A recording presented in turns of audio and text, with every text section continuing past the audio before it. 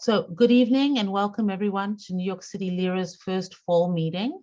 It's mandatory vaccinations at work, policies, practices, and the law.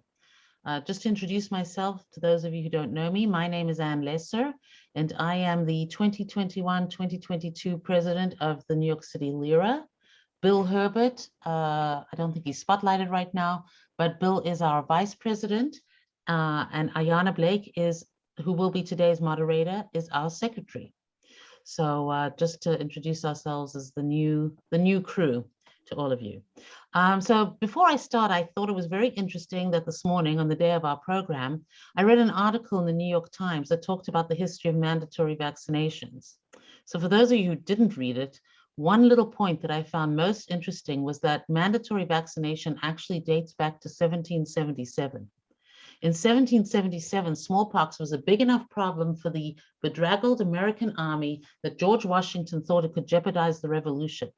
An outbreak had already led to one American defeat at the Battle of Quebec, and to prevent more, Washington ordered immunizations done quietly, so the British would not hear how many Americans were sick. So we did this for all the troops who hadn't yet had the virus, and it worked. The number of smallpox cases plummeted, and Washington's army survived a war of attrition against the world's most powerful country, quoting from the New York Times. So I just thought that was a nice little piece of information to start us off.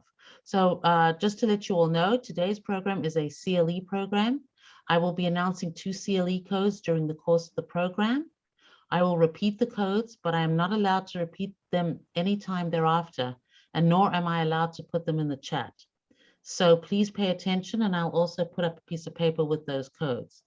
If you want CLE credit, please put your email in the chat, and I will email you the forms after the program has concluded. I'm gonna have to find out if there's a cost for the CLE, so probably won't mail them till tomorrow. Also, before we begin, I would like to let you know that New Jersey Lera will be doing a program on mandatory vaccination, legal consequences on October 4th from 11 a.m. to 1 p.m. And I'll put the registration for that in the chat. So if you want to continue exploring this topic, you'll be able to do so on October 4th. So at this time, I'd like to introduce the moderator for tonight, which is Ayanna Blake. Ayanna is an assistant general counsel at the Physicians Affiliate Group of New York, one of the largest physician groups in New York State. Serving as PAGNY's in-house counsel, she provides strategic legal counsel and guidance on all facets of employment and labor matters, as well as corporate matters. And prior to joining PAGNY, she served as employment counsel for Medicis Health Network, where she also handled labor and employment matters across 2 large community hospitals in New York City. She's a former civil employment litigator, and where she represented management in all employment matters. She received her JD from Cardozo and her undergrad from Buffalo. So with that, Ayanna, I'm going to hand everything over to you. Thank you, Ann. Good evening, everyone. We have an exciting program with some distinguished speakers tonight to talk about a very important topic that I think is slowly will impact so many employers and employees. And I just want to introduce our speakers. First, we're going to have Mr. PHILLIP ALCABES. He's a professor of public health at Hunter College. PHILLIP is a member of the public policy faculty at Hunter. In addition to teaching, he teaches epidemiology and biostatistics. In addition to teaching, he has written and taught about public health ethics, including moral considerations in the conduct of clinical trials of HIV/AIDS medications, the promulgation of vaccine policy, HIV/AIDS policy failures, the ethics of organ donation, and global access to medicine. He's recently added courses of medical sociology and social determinants of health. We're excited to hear from PHILLIP tonight as he speaks on these mandatory vaccination policies from a public policy perspective. Also speaking from the union's perspective, we have ALEK FELSTINER, who is an associate at Levy, Ratner, PC. ALEK advocates for individuals and labor unions in all aspects of labor and employment law. He primarily represents workers in healthcare, utilities, tech, and higher education. He handles cases before the NLRB and other administrative agencies, as well as employment cases in state and federal court. ALEK will be speaking tonight about the union bargaining aspects and other topics related to these mandated vaccination policies. Last but not least is Jill ROSENBERG, who is a employment partner at Orrick, Harrington, and Sutcliffe in New York. She's a nationally recognized employment litigator and counselor. Ms. ROSENBERG has significant experience defending and advising employers in discrimination, sexual harassment, whistleblowing, wrongful discharge, and other traditional labor matters.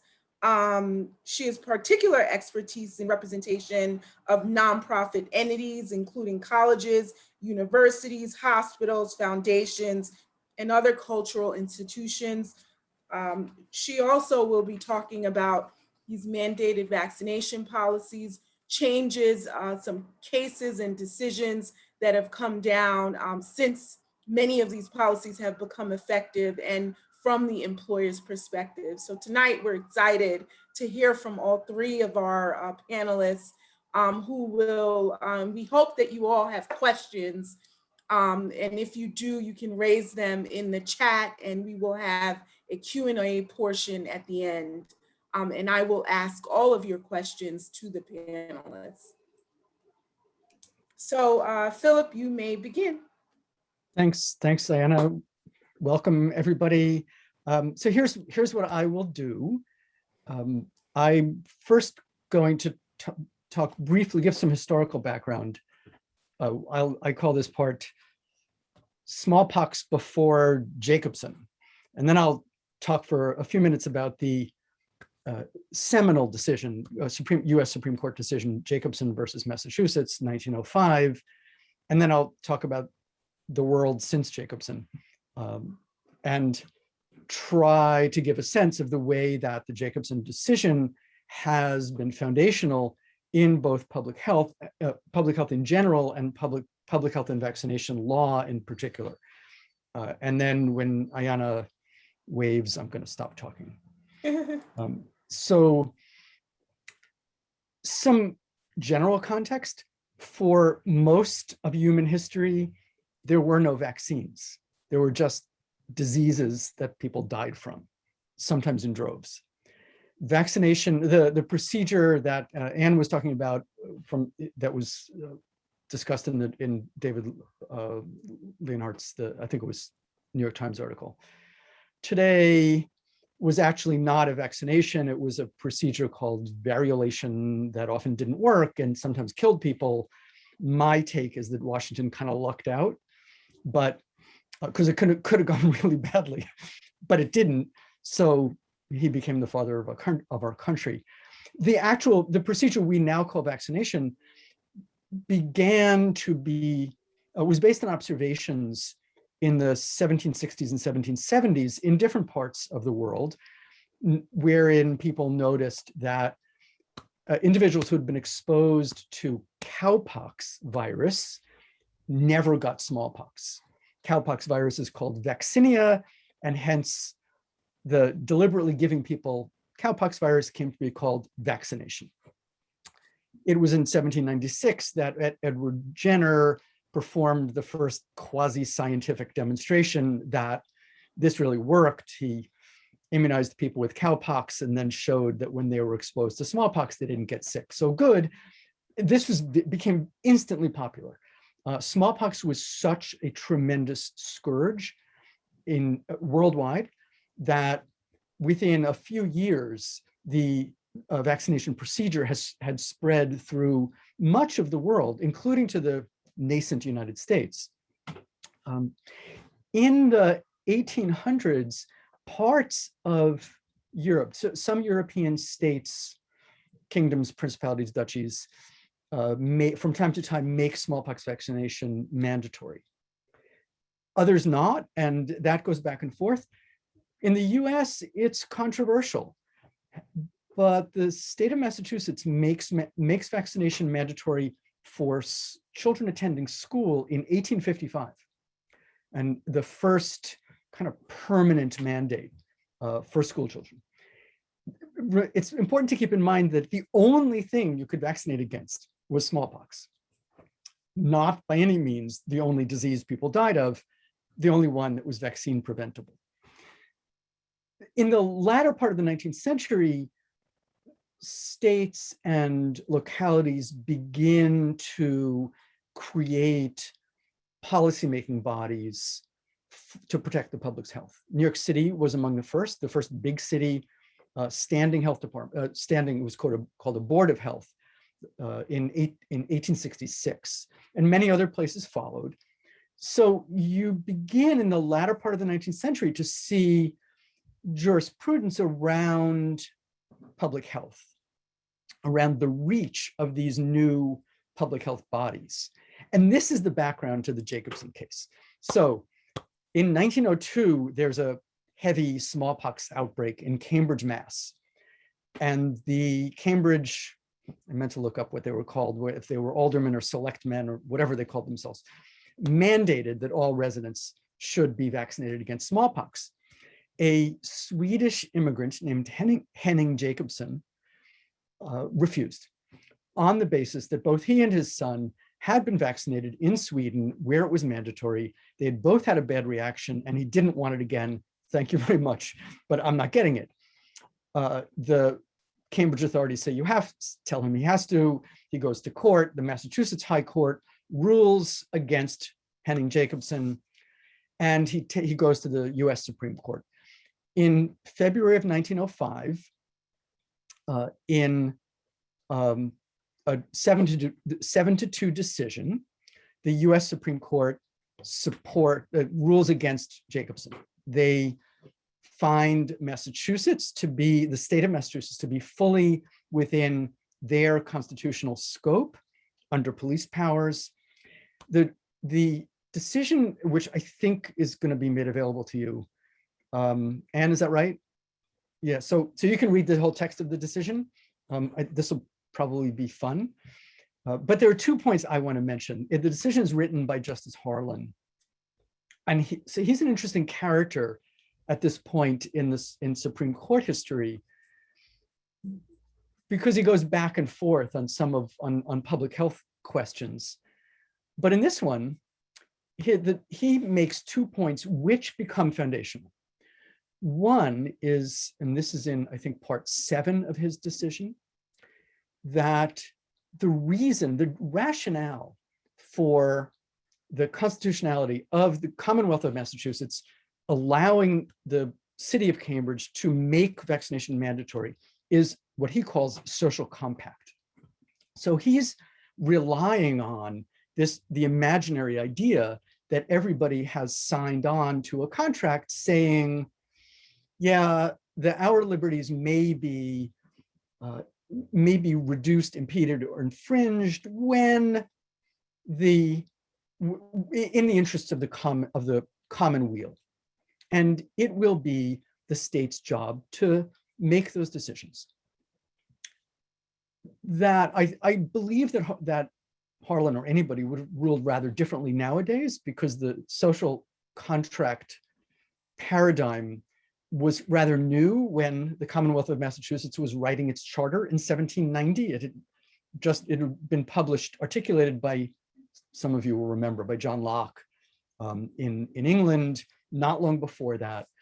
And I think today there would have been more questioning of the way that the social contract paradigm would have empowered only people who were adult, male, and white. But at the time, clearly that wasn't an issue. And this turned out to be a very big selling point for public health, as I'll discuss. The second point, which turns out, at least, I mean, you're the legal experts, not me, but in my reading of court decisions thereafter, turns out to be really seminal is that Harlan states that the court will not question the state of Massachusetts health authorities' decision that vaccination should be mandatory, that it cannot be part of the case for the court to second guess health authorities on the necessity of vaccination mandates. That turns out to be followed in the cases that I've seen. I haven't found one, you may, in which courts want to get into making those decisions in taking priority over lawfully constituted health authorities to make such decisions. So Jacobson cannot say it didn't need to be an emergency, or yeah, it was an emergency, but not 100% of the population needed to be vaccinated. Harlan says that was the health agency's call. So briefly, what happens after that? The reliance on social contract becomes the guiding light of the public health apparatus in America thereafter into our present day, a doctrine that I refer to in my writing as prudentialism, wherein public health, which previously, to the extent that it existed, was about keeping the water clean and keeping mosquitoes away from people, turns to recommending, suggesting, or incentivizing, or or if necessary, compelling behavior that is deemed to be individual behavior that's deemed to be in the public interest.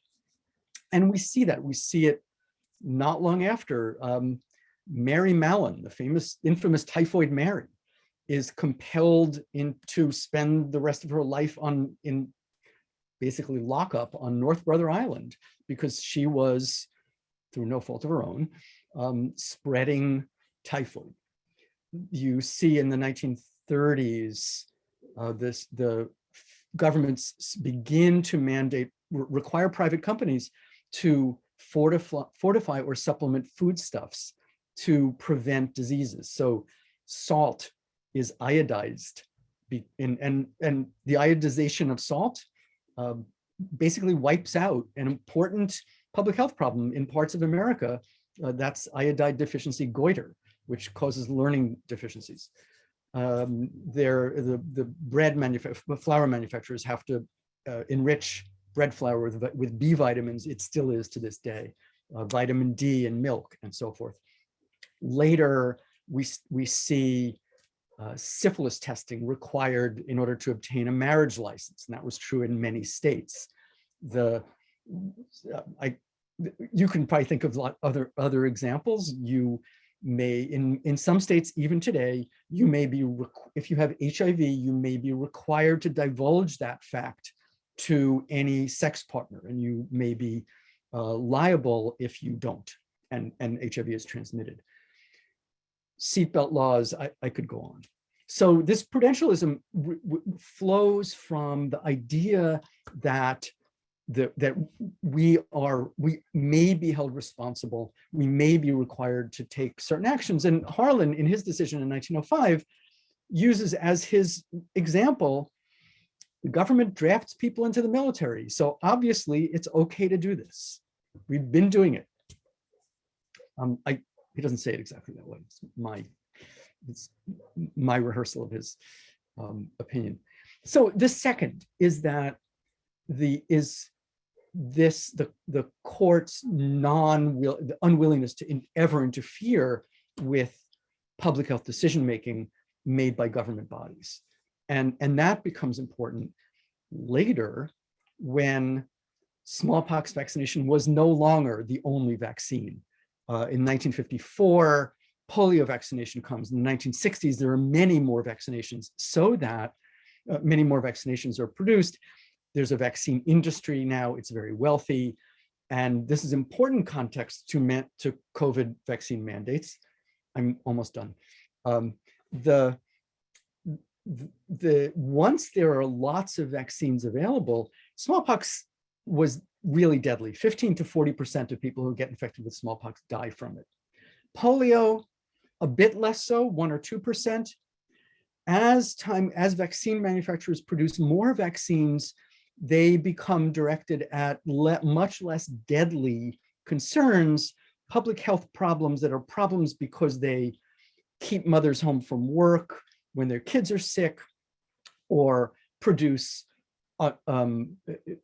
diseases that are expensive to treat or hard to treat, so that in combination with the idea of compelling vaccination through mandating mandatory vaccination for school attenders, it is now true in the state of New York that if your child is going to go to kindergarten, he or she receives between 14 and 20, depending on the timing, inoculations against about 11 or 12 different conditions before they can attend kindergarten, and another 19 or 20 inoculations against additional conditions before they can, by the time they're in 6th grade. So we move into this tremendous reliance on vaccination that's really quite far removed from the Jacobson situation of a potentially highly deadly outbreak. Even COVID, deadly as it has been, is an order of magnitude less deadly than smallpox. So there's a change in the culture around health that takes us to where we are today. I will stop. Thanks.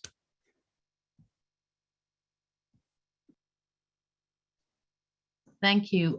Before, just to not interrupt the next speaker, I would like to give the first CLE code, which is, and I'm going to be a very high-tech method here, EBG-930. EBG-930.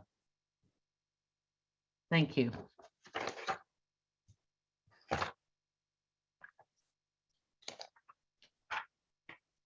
And Anne, people need to enter that into the chat, correct? Pardon? People need to enter that into the chat if they need No. CLEs? They will have to put it on the form. You'll need this code for the form when you get it to get your CLE.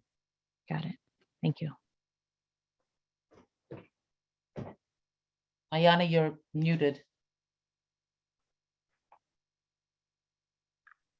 Sorry, thank you, Philip. That was informative. And next we have ALEK, who will be speaking on behalf of the union or from a union perspective. Thanks, everybody. My name's ALEK FELSTINER. I'm a associate at Levy Ratner. I think Ayana already explained that. I am just getting ready to share my screen here. Let's find out how successfully I can do that. Okay. So the element that I'm going to talk about is the bargaining obligations that arise when there's a vaccine mandate. And somebody who's unmuted confirmed that I've successfully shared this for you all. Yes. Okay, great. By the way, there's no significance to this bowl tangerines. It was just available on the template, and it made me feel nice to look at and relaxed. As Satsuma season is pretty much the only thing I'm looking forward to in this coming winter. So it doesn't have any grander significance than that. I'm going to talk about two main contexts here. I'm going to talk about the context of an employer vaccine mandate in light of an overarching government requirement that some group or category of employees be vaccinated, which carries different bargaining obligations for the employer than if there's no such mandate. And I'm not going to talk in detail about the existing mandates that we have, for example, in New York, and that also we have in Massachusetts and other places, although we can maybe discuss those in the Q&A, but that's certainly informing this, this material, because what an employer is obligated to do when it makes a change to implement a mandate depends in part on what the government is telling it that it has to do. But let's start at the sort of macro level, which is or is not a vaccine requirement for employees a mandatory subject of bargaining for a unionized employer? And the answer, sort of leaving aside all the different possible caveats and situations, is that it, in my view, is likely a mandatory subject. And I've broken this up here into private sector, which of course is covered by the National Labor Relations Act, and public sector, which in our state is covered by the Public Employee Relations Board and the Taylor law that it enforces, as well as the city OCB, which does a comparable thing for city employees.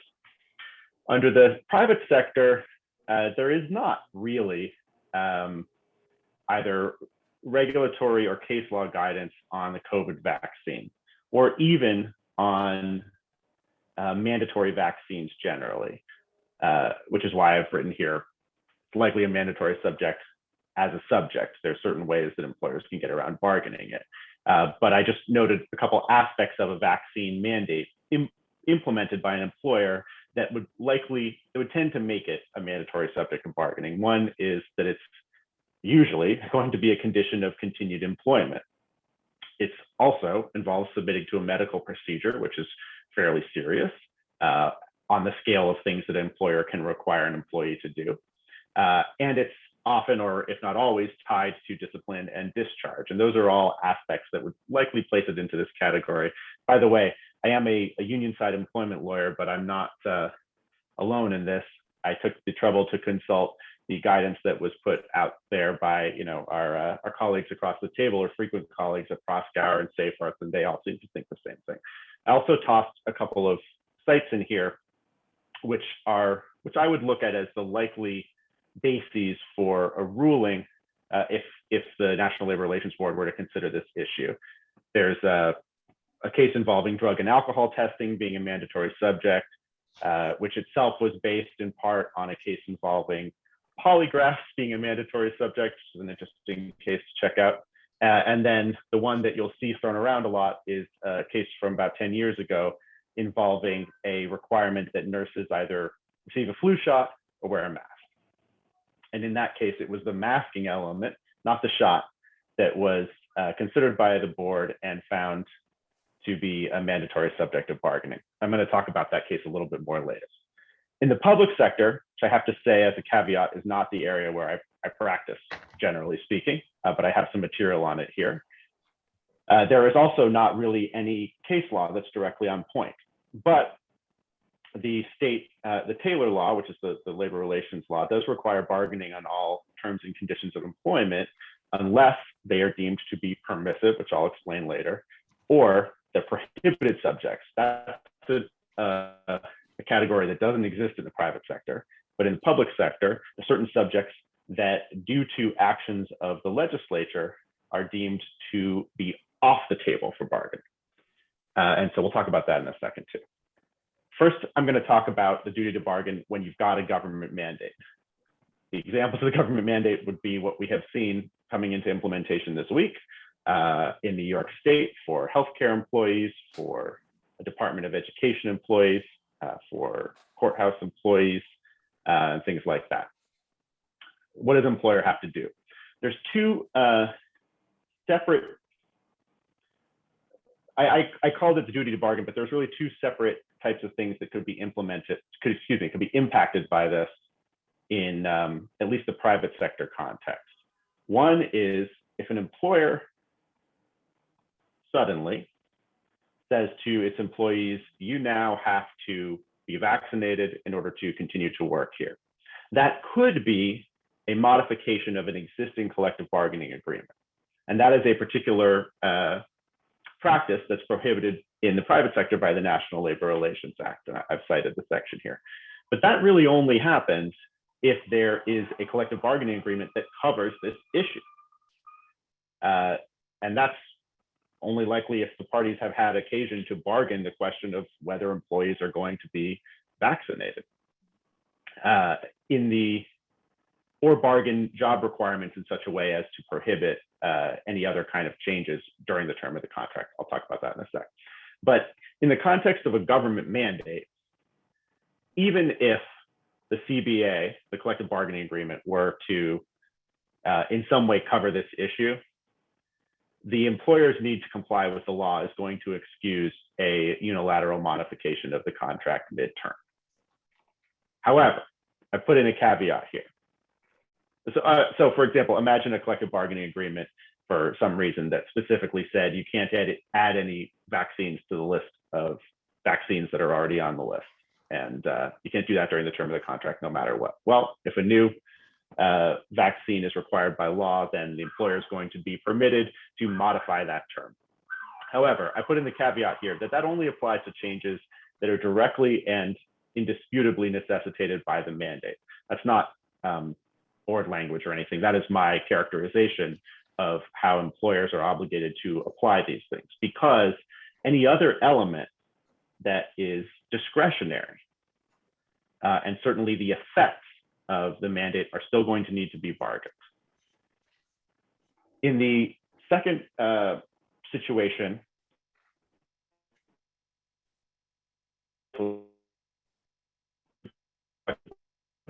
any language deals with vaccines, any language that would be in a vaccine mandate.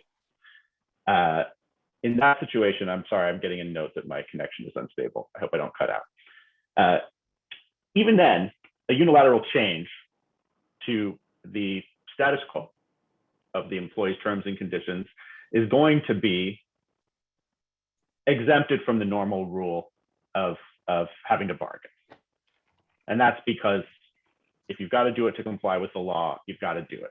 You do not have to bargain over something like that to change the status quo. An example for that would be the minimum wage. However, you do still need to bargain over the effects and any discretionary aspects, which I'm going to talk about in a sec. So that's sort of the macro view, leaving aside the possible defenses that an employer might have to its duty to bargain, which we're going to cover soon. In the private sector, as I said, if there's non-discretionary changes that are compelled by law, you don't have a duty.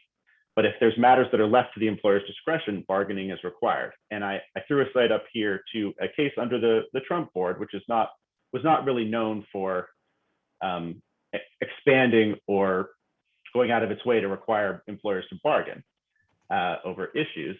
In this case, they did reaffirm this rule. If an employer has to make a certain change in terms and conditions in order to comply with the mandates of another statute, I don't know why it says statute there, obviously it should be statute, it's got to provide the representative with notice and opportunity to bargain over discretionary aspects. And this case is interesting because it involves the Affordable Care Act. And an employer essentially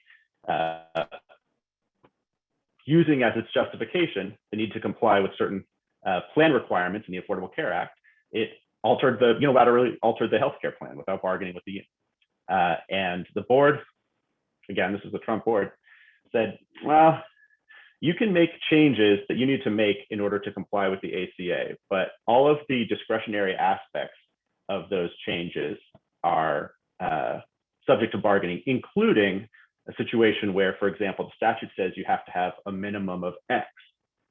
That does not mean that you can then simply implement X unilaterally, because if there is the possibility, for example, to go further than that, then you've got to bargain.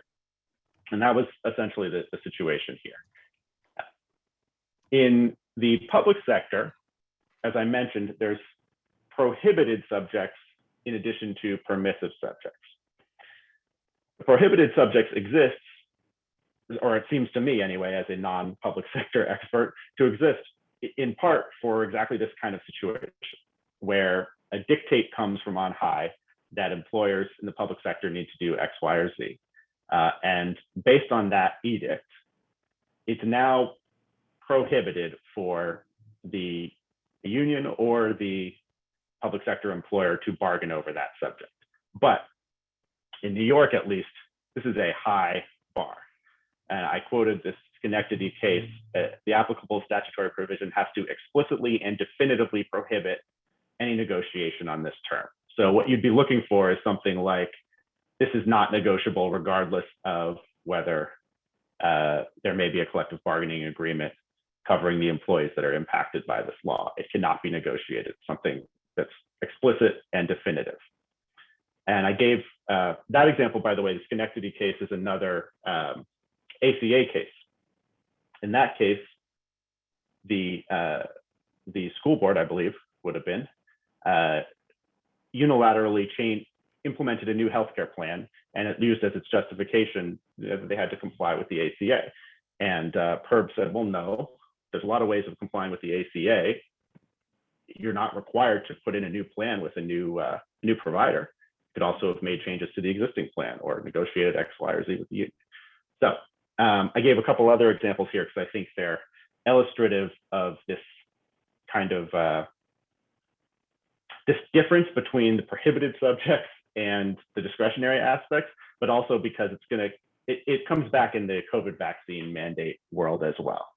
For example, the Clean Air Act had a smoking ban. The union challenged it on the grounds that it really shouldn't apply in the teachers' lounge, and PERB agreed. They said, you know what? The mandate requires it in certain areas, places of employment. It doesn't require it in the teachers' lounge. So for the school board to simply say no smoking anywhere in the school was impinging on a discretionary aspect or going further than the statute required, and that was mandatory to negotiate. And this other one, the DOT case, sort of a similar situation. The drug testing regulations, of course, require certain DOT employees to be drug tested in a particular frequency and for certain things. But how you deal with employees who fail was not mandated by the law. Certain collection practices weren't mandated by the law. There are other elements of that case where bargaining was required. It wasn't as if once the statute came online, or rather the regulations came online, all duty to bargain flew out the window. Then there's the category of permissive subjects, which is not super relevant to a government mandate situation, because generally in the public sector, you're going to have something that you have to do according to the regulation, and then everything else is going to be bargainable. It's unlikely that when the government mandates that something should happen to an employee, it's going to fall into either of these categories. But I put them out here just for reference because there are going to be situations where a public sector employer is at least likely to argue, hey, this is a policy decision that relates to our primary mission. So in the context of PERB, a lot of times what the employee is responsible for doing and what the public agency or authority is responsible for carrying out is going to be highly relevant to what the subjects of bargaining are going to be mandatory versus permissive. And in all of these cases affects bargaining, which I'm going to discuss later, but essentially, not so much the decision, but the impact that flows from the decision or the manner of implementing the decision is going to be bargainable.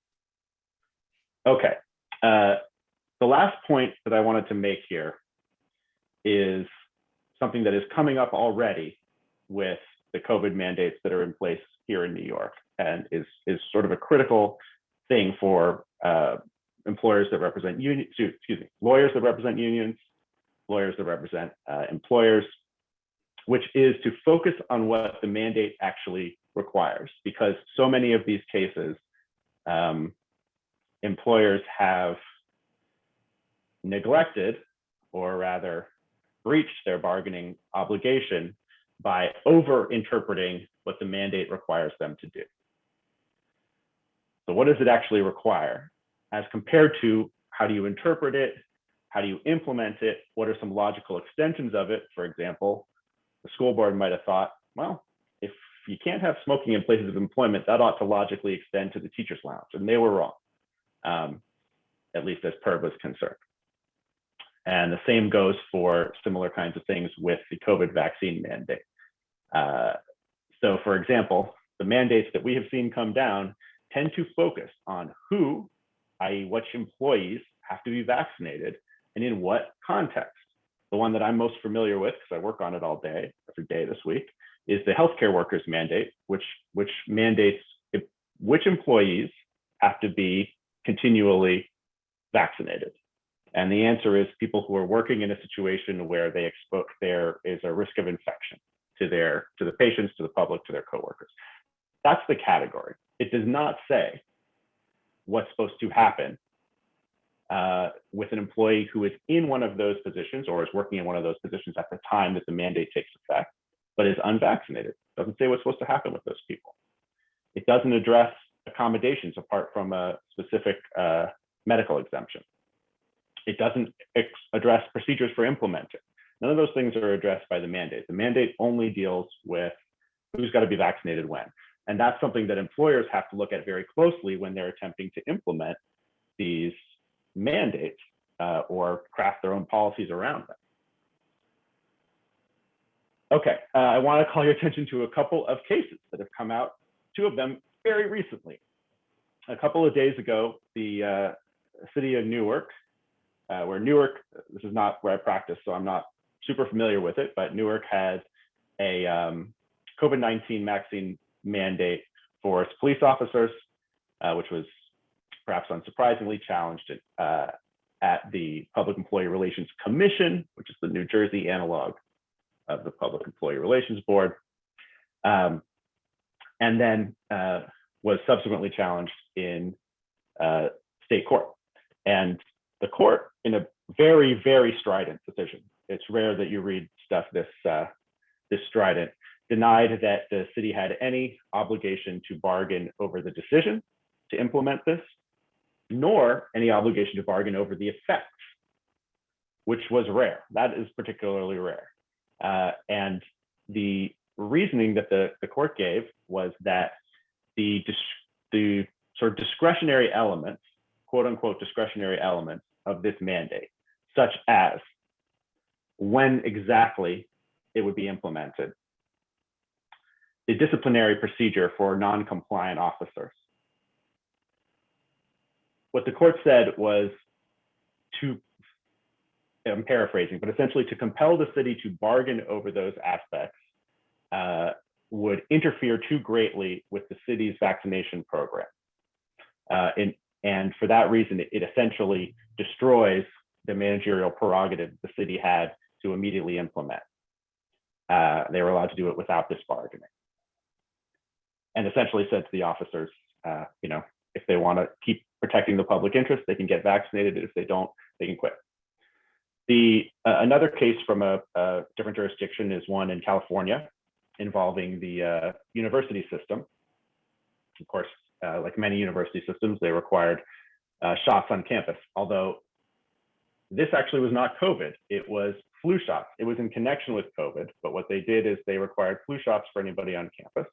This was challenged by various unions representing employees of the UC system, including 3299, which is the first union job I ever had. And the California PERB, in this case, reached a result a little bit more expected. They said, no, of course, this decision to require flu shots is not going to be subject to bargaining. This is exactly the kind of thing that the regents are permitted to do to ensure safety on campus, particularly in light of the fact that we think we're going into a second wave of COVID, and we can't have the student hospitals and other local healthcare facilities overwhelmed with flu cases at the same time that we're trying to deal with COVID. But as you might expect, effects bargaining was required. So this is a mixed decision. And then a couple of days ago, we did have a COVID decision come down from the New York Superior Court. It is a preliminary decision, but it relates to collective bargaining. Unlike some of the court cases that you might have seen coverage of in the last few days dealing with constitutional challenge or federal law challenges to these state vaccine mandates. This one was a challenge based on a unilateral change to a to terms and conditions of work for a unionized workforce. These are the state courthouse employees. And they challenged this COVID vaccine mandate, and the Public Employee Relations Board at least found that there was reasonable cause to believe that an unlawful unilateral implementation had occurred. And they also found that if they didn't give the union, in this case, the opportunity to go to court and sue for a temporary restraining order, there could be immediate and irreparable injury. And the court noted what that, or rather PERB noted what that would have been, which is, you can't really unvaccinate yourself. So this is not a finding on the merits in any way, but it indicates at least that PERB was not ready to dismiss out of hand the possibility that there was a unlawful unilateral implementation of a vaccine mandate for this group of people.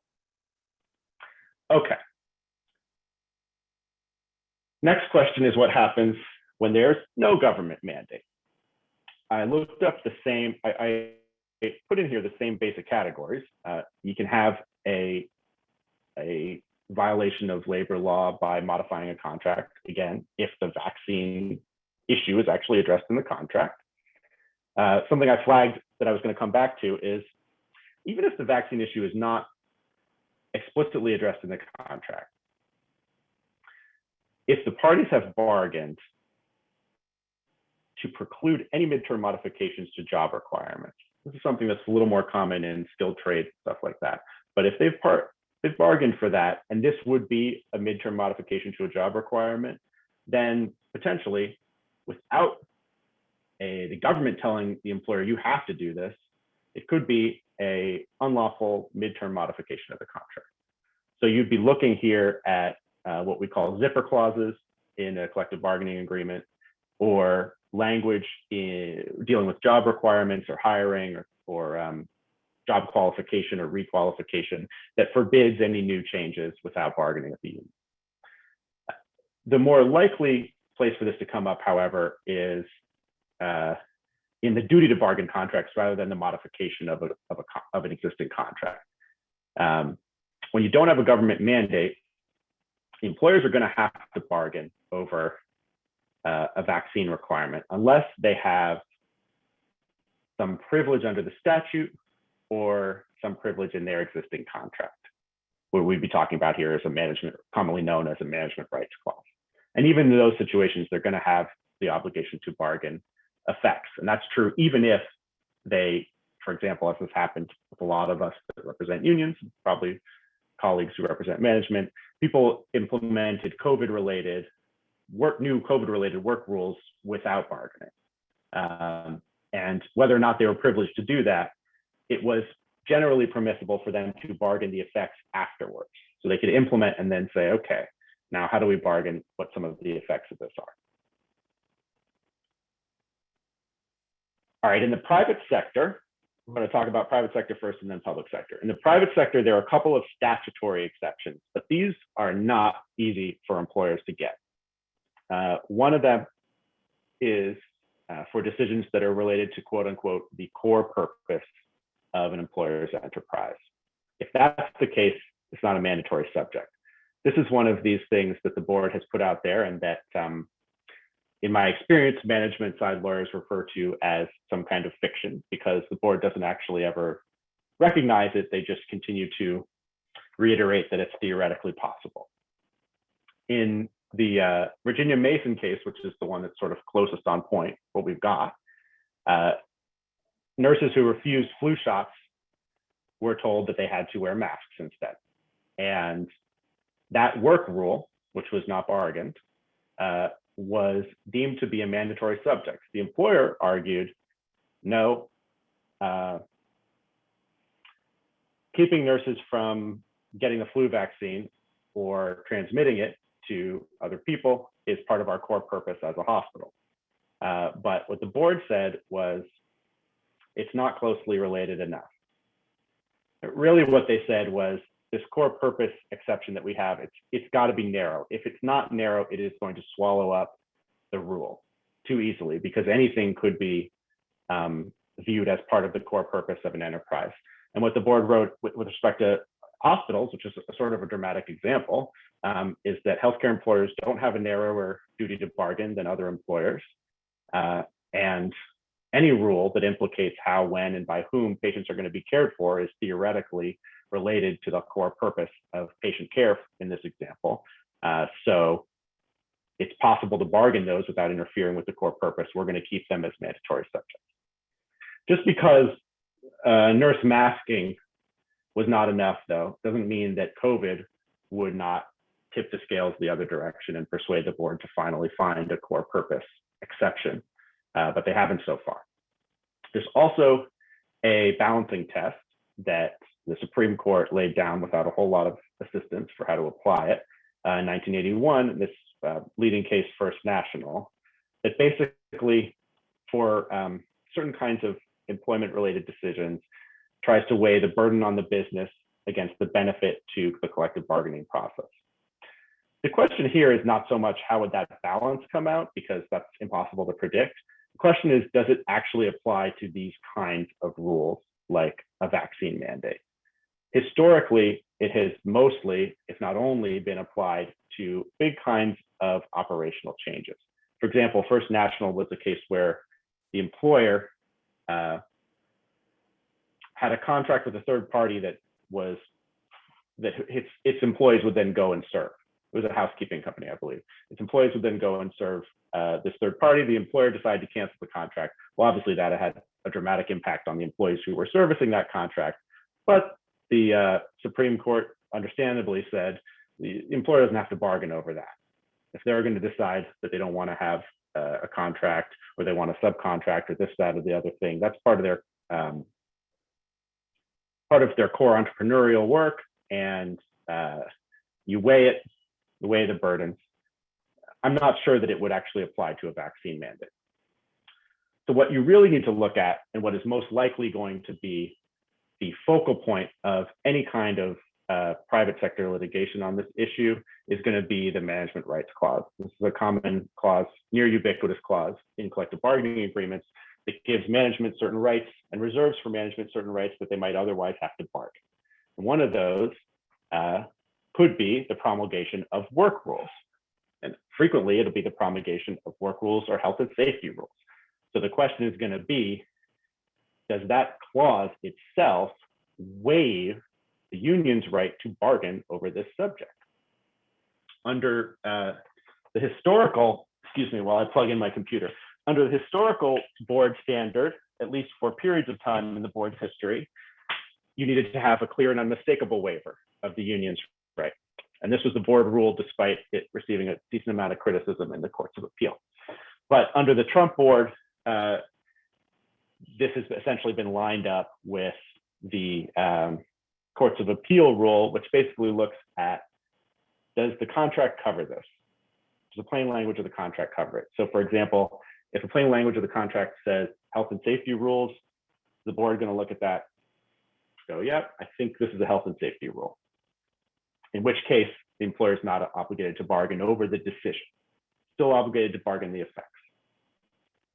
The other way that it could come up is by past practice. That's going to be trickier with something like this. It's not necessarily a recurring issue, but if, for example, new vaccine rules have been implemented regularly, or new testing rules of some kind have been implemented regularly without objection, and that's understood to be a component of the employer's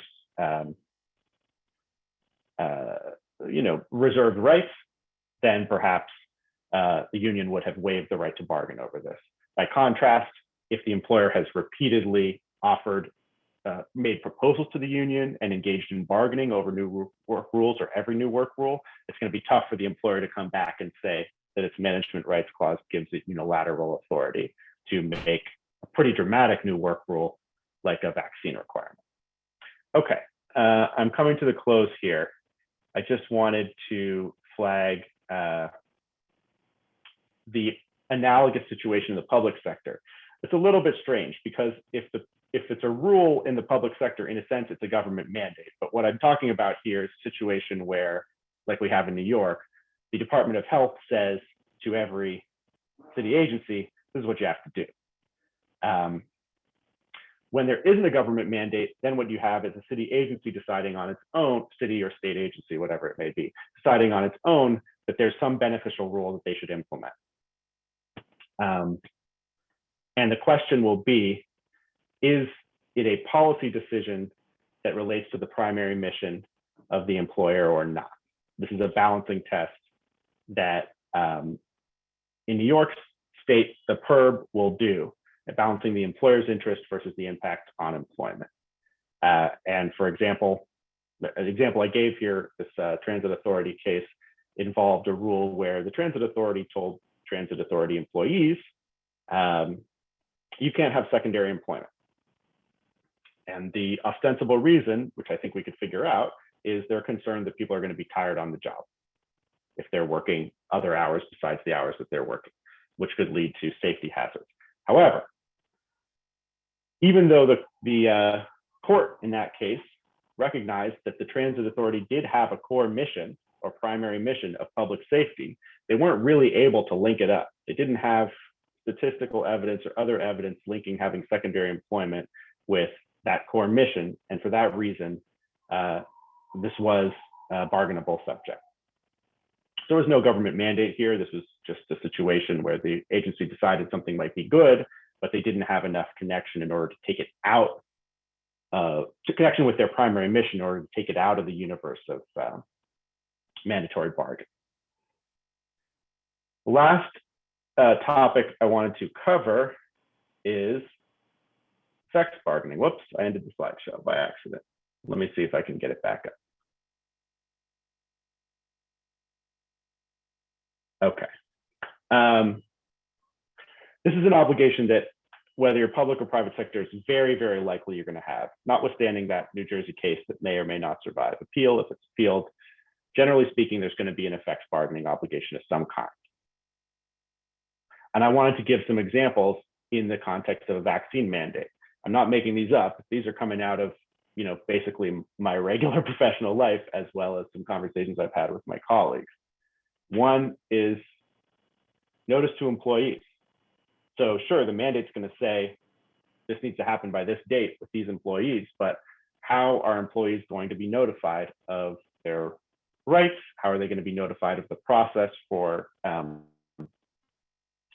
demonstrating compliance?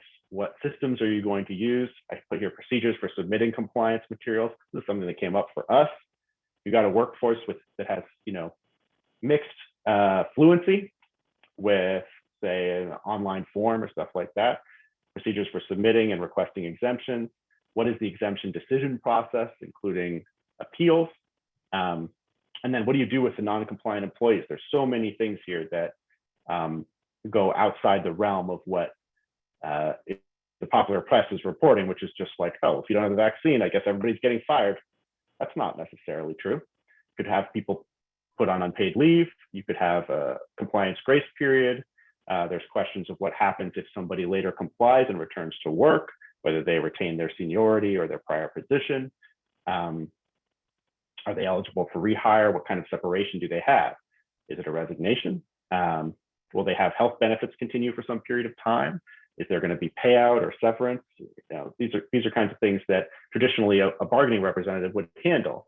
So it's not really permissible under any interpretation of law that I have seen for an employer to simply say, well, now that we have this mandate, as soon as you're out of compliance, we can do whatever we want. And that was the thing that I wanted to leave everyone with, because now that the fall is upon us and a lot of employer vaccine mandates are going into effect, these questions are coming up. And if folks have any questions about this or want a copy of the slideshow, let me know. I think it can be circulated or provided. Thanks. ALEK, thank you very much. Stop my share. At this point, I would like to tell you what the next code is. It is LER-219. LER-219. I'd also like to say that we are running a little late, but Jill, you should feel free to go through your whole presentation. We could just stay a little later for Q&A. And please put the Q&A in the chat, and we will get to it as soon as Jill is done with her presentation. Thank you. Sure, I'll be a little briefer just to make sure we do have time for for conversation. I'm sure everybody's head is spinning at this point with with all the issues relating to vaccine mandates, and now you're going to get some more. I'm going to focus on mandates, vaccine requirements in the private sector, non-union workplace. So not going to talk about bargaining issues, mostly going to talk about private sector, talk a little bit about some of the recent public sector litigation, why that's happening and why that probably wouldn't be very relevant to the private sector. But when we talk about vaccine mandates in the private sector, we're talking about both employer imposed mandates as well as government imposed mandates. And they're very similar issues as to both, but also some different issues that we'll go through. So just starting with employer mandates, what is the authority for employers to say that its employees must be vaccinated? So until rather recently, there really wasn't at the federal level any clear authority, what said anything saying employers could or employers couldn't mandate that employees be vaccinated. The EOC answered that question in a pretty clear way in May of this year, and you have the technical assistance Q&A that they issued, but they said, quite clearly, employers can mandate vaccination for their employees, subject to accommodations for individuals who have appropriate medical or religious exceptions. And we'll come back to the area of reasonable accommodation, which has become quite a hot topic, but EOC making that quite clear. And that I think has given many employers the comfort that they needed to go ahead and start implementing mandates. There hadn't been a lot of momentum because in the spring after the EOC guidance was issued, we kind of went into that honeymoon period that we all remember when everybody was vaccinated and we didn't have the Delta variant, and I think employers were in a wait and see mode. But as we've worked our way through the Delta variant and then now some government mandates, we're now starting to see more employers mandating vaccination. And that's going to be bolstered by a series of federal actions that I'll just talk briefly about now. All are in process, kind of works in progress that we assume are going to happen. So you may recall a couple of weeks ago, President Biden issued 3 executive orders. One would be requiring employers with 100 employees or more to require employees be vaccinated with an option for weekly testing. That executive order doesn't go into effect. What it does is require the Department of Labor, OSHA, now to issue regulations, essentially what's known as an emergency temporary standard, to cover this particular subject. Apparently, OSHA is busy working on this. There's already been some pushback. There may be litigation. It's going to take several weeks or months, but we may end up in a month or two, or maybe longer, with an OSHA standard that says that employers must have their employees vaccinated, but employees will have the option of weekly testing. And we'll come back to what the testing option may be. So that's on the horizon, and probably a good chance that's going to happen, but there may be litigation that ties it up.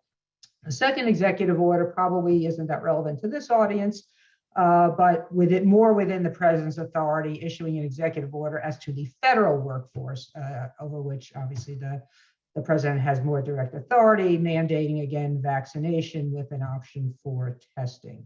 The third executive order, and that's the one that has now led to some guidance, relates to federal contractors. And while it's narrow in that it only applies to federal contractors, it's very broad because the guidance that was just issued last week makes pretty clear that it's probably going to cover almost any employee that works for a federal contractor. So if you are, the 200 or 300,000 employee federal contractor, if you have employees at different workplaces that anyone touches on or in any way could run into or ever see somebody who works on a contract, you're going to have to vaccinate those individuals. So Biden issued the executive order as to the federal contracting workforce back a couple of weeks ago. Last week, a White House task force issued guidance. And the guidance is really important because it is different than what OSHA is proposing to do, and even what the federal workforce executive order is proposing to do. For federal contractors, the proposed mandate is to require vaccination, with the only exception being for religious or medical reasons. And by the way, with OSHA and with the federal workforce, there will be the same exceptions. There is no testing option. So employers will be required to have, employees of federal contractors will be required to be vaccinated unless they have a legitimate request for accommodation based on a disability or a religious belief. That executive order and that guidance is going to go into place starting in mid-October for either new or renewed contracts. So that's going to impact federal contractors very soon, and federal contractors are getting ready for that. So that's going to be pretty important in moving the needle for mandatory vaccination. So that's briefly right now what the federal landscape is. You've heard from ALEK and a little bit from Phil, some of the state landscape, and I'm not going to go over, we have the teacher mandate, we've got the healthcare mandate, we're seeing at the state and local level other types of mandates. What I did want to comment on is kind of a countervailing trend, and it's one that hasn't gotten a lot of traction, and I suspect won't get a whole lot more, but those are the state laws that are saying, no, employers can't mandate that employees or others be vaccinated. And half the states have legislation pending that would prohibit employers from mandating vaccinations of its employees. The only state so far that has enacted such a law for the private sector is Montana, which is usually an outlier state in all aspects of employment law. But right now, only in Montana could an employer not mandate that its employees be vaccinated. Interestingly, in the federal contractor executive order and guidance, that guidance makes very clear that it preempts any state law. So a federal contractor in Montana would arguably have to now follow the federal guidance. But I don't think we're going to see too many other states passing sort of those anti-vax laws. We have them in Texas and in Florida for visitors. The public cannot be mandated to be vaccinated. These executive orders don't impact that. So that's the state landscape. Let me kind of talk now about the more interesting implementation issues, what I've been dealing with probably every single day for the last month or two, and that is how to handle employer requests for reasonable accommodation, either for religious or disability reasons, or what are the consequences? What can and should what can an employer do if an employee says, I'm not getting vaccinated?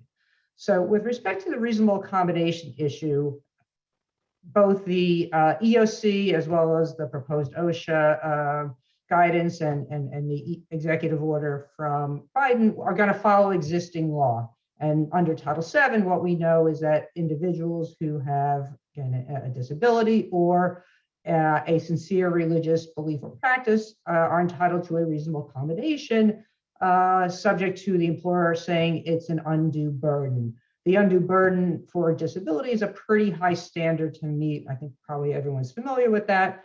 For religious accommodation, it's a much lower standard. It's something that's more than just de minimis. And so that's where I think there's more play in the joints. So on the disability side, employees, I think, are more familiar with how to deal with this because we've been accommodating disability requests, obviously, since the Americans with Disabilities Act was passed. And so employees come forward, they make a request for accommodation based upon a disability. Same process, get it in writing, have an interactive process, get medical documentation and support. Presumably, if there is a disability, then thinking about what is a reasonable accommodation. And I'll talk about what some of those might be. So again, not particularly new in terms of the framework. I think the challenging issues that we're seeing are, maybe some perhaps more questionable or evolving areas of disability. At one point early in COVID, it was unclear whether women who are pregnant should be vaccinated, and perhaps there was some medical support for exempting women. Now we're getting just the opposite. I think just yesterday the CDC said like women must be, it's like one of the highest priorities is to have pregnant women vaccinated because of some of the risks. We're seeing requests from young men and women who believe that being vaccinated could affect fertility. Again, so it's not a pregnancy issue, but a fertility issue. Whether someone can get a doctor to say that remains to be seen. But seeing some interesting and different types of disability requests. On the religious side, that's where I think employers are in a new world. We've accommodated religious issues over the years, but we're seeing a whole host of new types of requests. Most traditional religions have come out and said that they're not opposed to vaccination.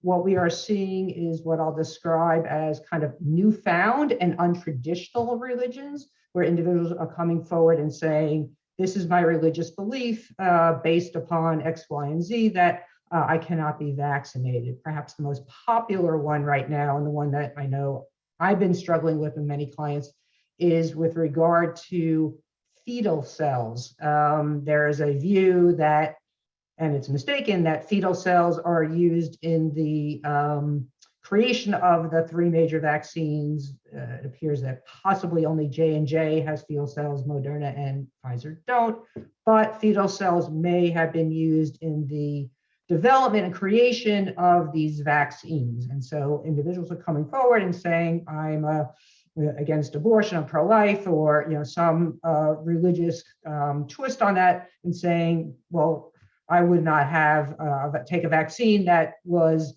created by using fetal cells. And so, again, very untraditional. What does the employer do? Can certainly ask, when did you adopt this religious belief? Have them explain it. You can ask for support, but they're going to come forward with stuff that's on the internet now.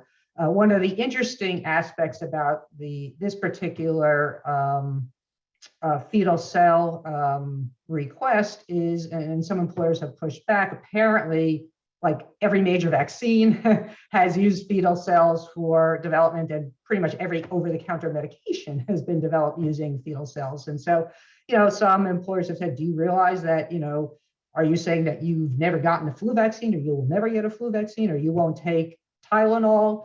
That's a tough conversation to start having with your employees if you want to go down that rabbit hole. Some have.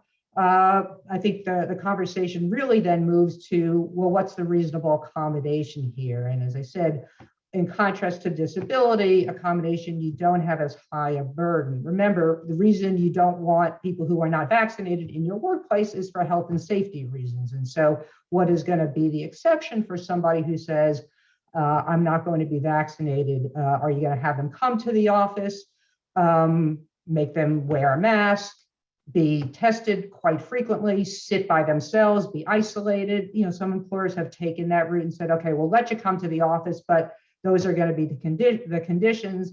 Some employees have said, well, if I got to be tested 3 times a week and I got to pay for it, and I got to sit by myself and eat lunch in the corner, maybe I'll get vaccinated.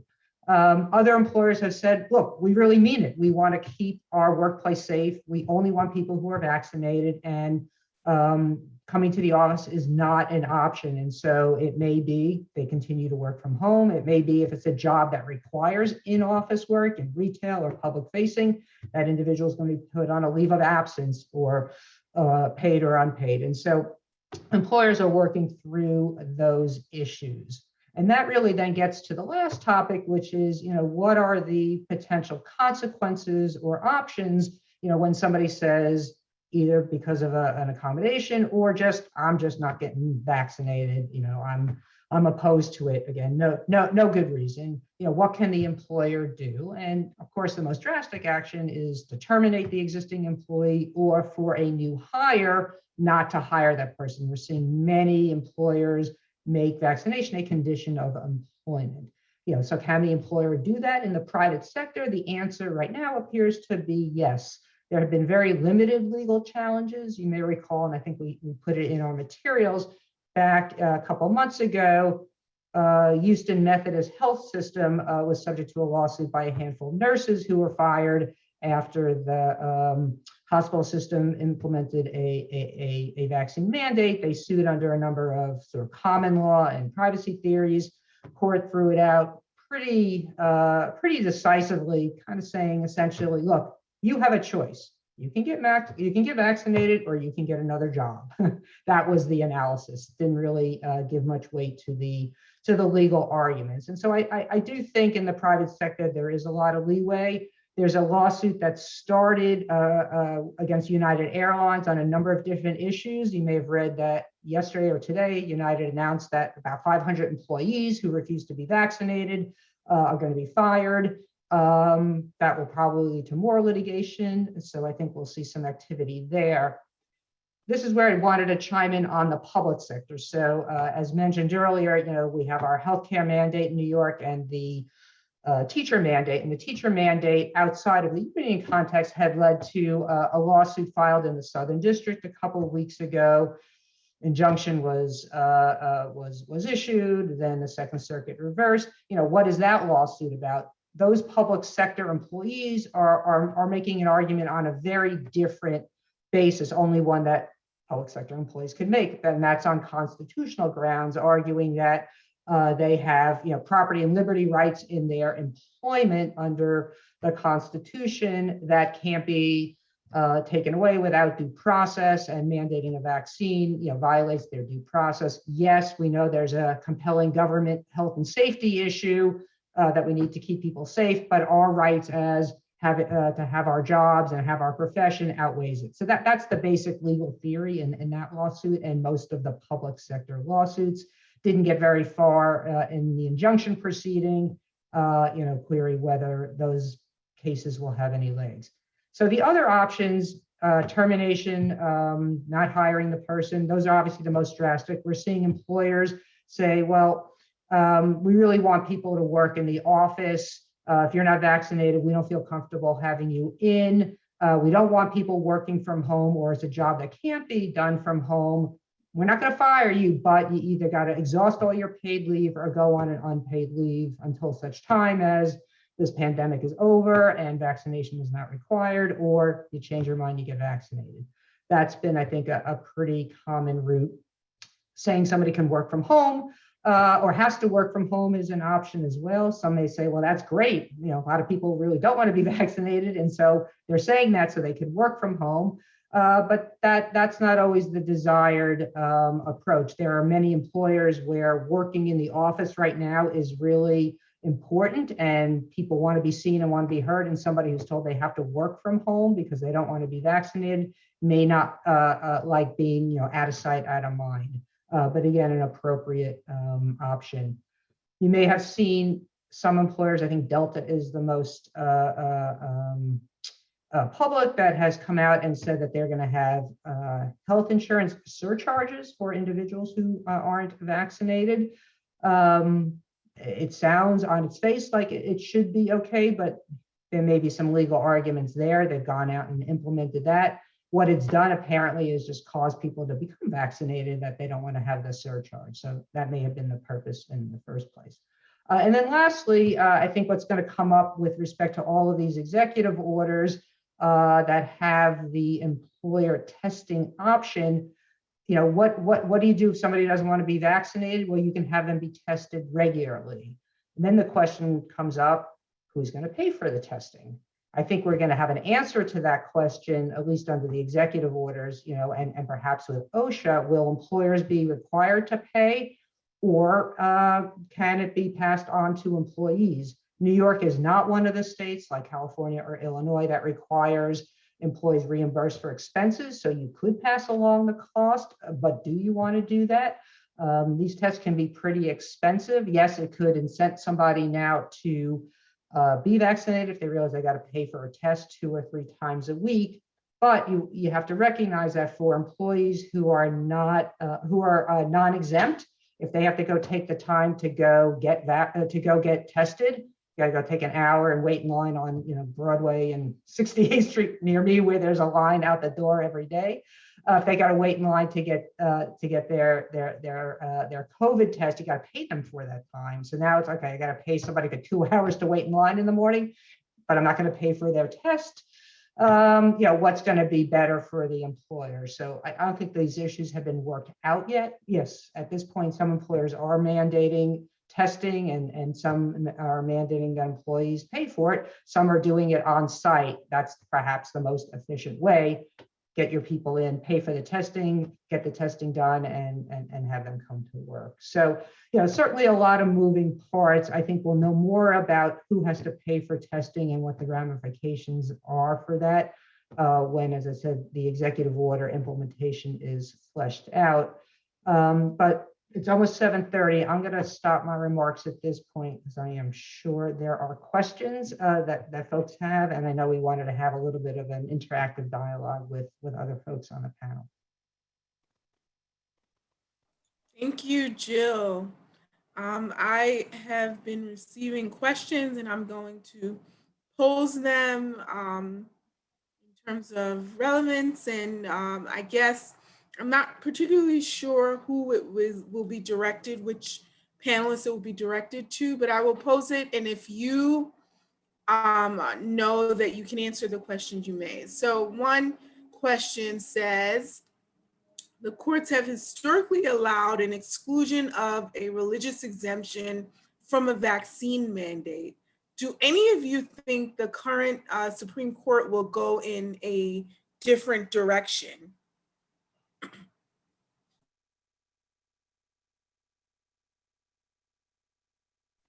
I mean, I'll just chime in. I mean, I think apart from any employment law, this is a court that is very strongly supportive of religious liberty. We saw that. I mean, I think the one COVID ruling they've had, wasn't that with respect to I think that was in New York, that put limits on how many people could attend religious services early in the pandemic, and they went in favor of the religious groups in that case. So my non-expert opinion is I don't think they will go in a different direction on that. And again, Title VII does allow for a religious exception. Well, Jill, you're saying you think this court will uphold religious exemptions? Yes, yeah. So I thought maybe I misinterpreted the question, but a lot of court decisions have recognized limits on religious exemptions. The first was Zucht versus King, 1922. The U.S. Supreme Court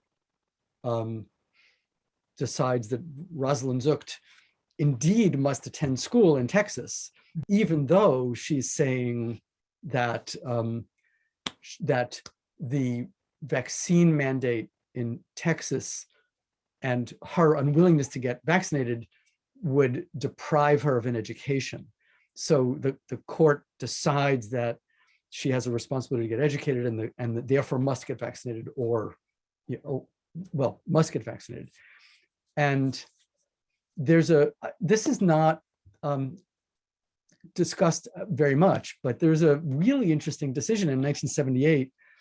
The Mississippi High Court finds a section of Mississippi's own mandatory school vaccination law to be unconstitutional because it's too liberal in granting religious exemptions from school vaccination. And this is what I found interesting, that it sees that as being in violation of equal protection under the 14th Amendment. And the US Supreme Court denies cert.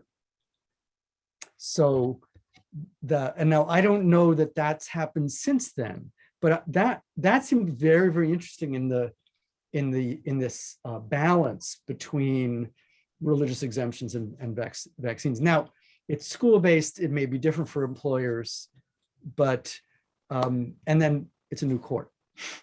Right, and again, in the employment context, there is the accommodation, and as one of the participants noted, right, the Supreme Court's ruled now 3 times, once on a New York case and twice on a California case in favor of religious liberties. So I think totally inexpert opinion on Supreme Court. I think it'll depend in part on the context that it comes up. It's going to be a tougher case to deal with if it's a situation where at least public opinion seems to favor that everybody needs to be vaccinated, as compared with these contexts that feel perhaps associated with communities, such as schools, public gathering spaces, or something like that, vaccine requirement, versus, you know, somebody that works in healthcare, somebody that works in perhaps social work, congregate housing, one of these situations that's you know, particularly sensitive. They may be willing to hold their nose and swallow the concept of the you know, the police power taking precedence. But otherwise, yeah, it seems uncertain to me.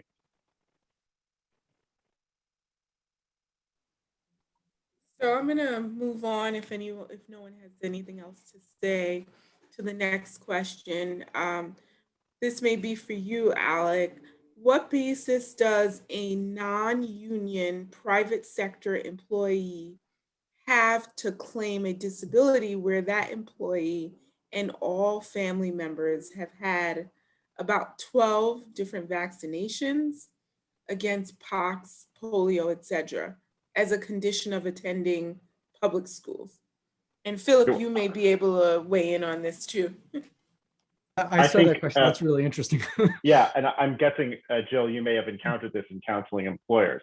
My understanding of the accommodation, at least the jurisprudence around accommodation, is that there is not and should not be a sort of religious fidelity test or seniority requirement within your religion before granting a religious exemption. It does have to be a sincerely held belief, for lack of a better term, but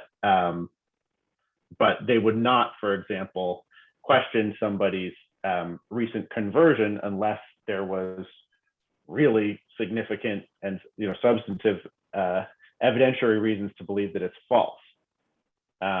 So that it's not as if you have to have acted in conformance in the past. And Jill, you may know whether there's actually case law on this, but I don't believe you have to have acted in conformance with those beliefs in the past in order to request exemption. Yeah. Do I have that right?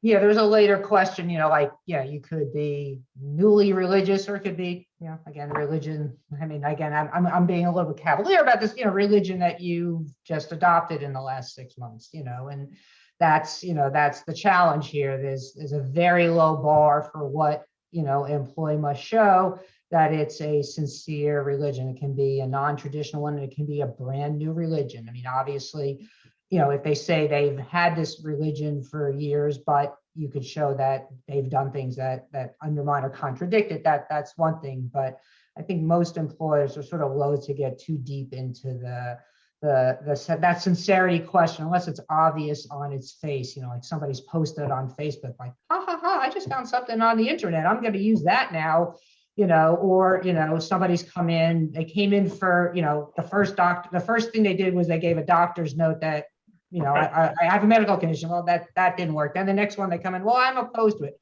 And then the next day they come in all of a sudden with a religious one, right? You know, where it looks like somebody is just trying to come up with a way to avoid being vaccinated. But, you know, those I think are going to be the rare cases. What we're finding with most with most employers is, you know, you can ask a couple questions, but move on, get to the accommodation question. Don't get too deep into the weeds, because it's probably not going to end up coming out in a way that you're going to be able to definitively say this was not a religious practice.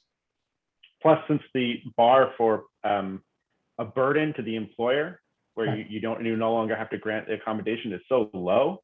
I haven't had experience representing too many people seeking a religious accommodation, but for the most part, you know, once it's above de minimis, the employer can say, sure, you may have a sincerely held belief, but there's really nothing I could do for you. And all the accommodations that you're requesting are too burdensome. And that position, at least at the moment, is defensible. That is something, by the way, that the Supreme Court might look at seems more realistic that they might raise that burden. But as of now, employer might have an easier time saying, sorry, we can't grant any of those accommodations. Yeah, I think that's right. I think the only challenge is, and again, this is going to depend on the profession and the employer, but as we've seen as lawyers, right, we know like we can practice law remotely pretty well. And there are some, some jobs where, people are still doing a lot of their work hybrid or remotely. And so even on the religious accommodation, the whole work from home dynamic or remote work has changed, and maybe hard to argue in a work environment that's still predominantly remote or hybrid that it is an undue burden for someone to continue to work from home. That said, certainly for new employees, very good argument. You're a new employee, we need you in the office, you need to learn, you need to be supervised. And even to the extent you're getting people back in the office, we want people back. We're hiring you to work with this group of people. They're in the office, you need to be in the office. And so you can make those arguments, I think, out to your point that on the religious accommodation, it is too burdensome to accommodate.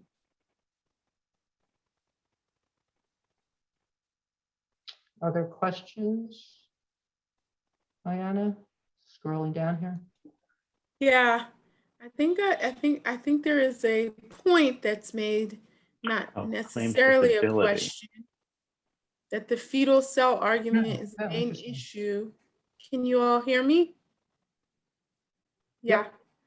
The fetal cell argument is the main issue in the Dr. A.V. Hochschild case, where a TRO was granted by the Northern District regarding state vax mandate for healthcare workers.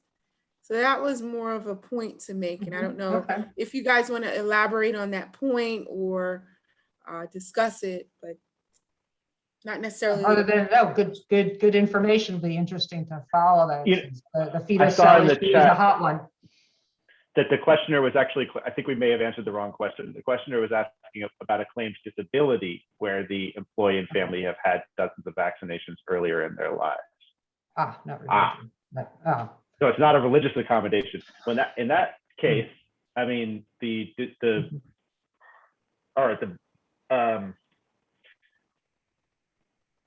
regardless, they're going to need to have medical evidence. Right. So you can't sort of do a medical hypocrisy argument on them and say you must be lying because you've been vaccinated. But the grounds for the disability are going to have to be connected directly to the available vaccines. It's not other vaccines or other types of vaccines or past medical conditions. It's what is your current medical condition and how does that relate to the vaccines that are available, whether it's a temporary condition like you're in chemo or a permanent condition like you have certain allergy that's going to respond extremely severely to the ingredients in the 3 approved vaccines. Does that seem fair, Joe? Yeah, and indeed, right now the recommendations or mandates about the COVID vaccines explicitly advise people who have allergies to the ingredients to not take them. So I would think that would stand in court. Yes. Yeah. Since it's part of the recommendation. Right. And by contrast, an employer, I mean, if the question is, can you deny a disability by proving that somebody's had a vaccine in the past? Probably not, but you probably won't need to. If their only justification is I think that I'm allergic, that they're not going to be entitled to an exemption anyway. It'd only be they need to have a note from a doctor and all the elements that would qualify them for a vaccine in this specific circumstance.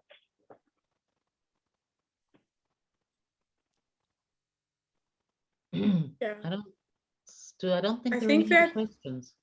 Yeah, I think there are no other questions. I think this wraps the conversation up. So, thank you so much. I'd like to thank Ayana and all our speakers tonight for a very interesting presentation. I learned a lot personally. I hope that all of you did as well. And before you all leave, I just want to let you know that if you enjoyed tonight's presentation and want to learn more about mandatory vaccination, you can sign up for the New Jersey Lera's program on October 4th. We will try to actually send out something to all our members with the information and the link for that. So thank you all so much for attending. And we look forward to seeing you at our next program, which will be at the end of October. We are just finalizing the details of that and should get something out to you shortly. So thank you. Thanks, everybody. Great job, Thank panel. you. Thank you, everyone. Thanks, Ann. Well done. So long, everybody.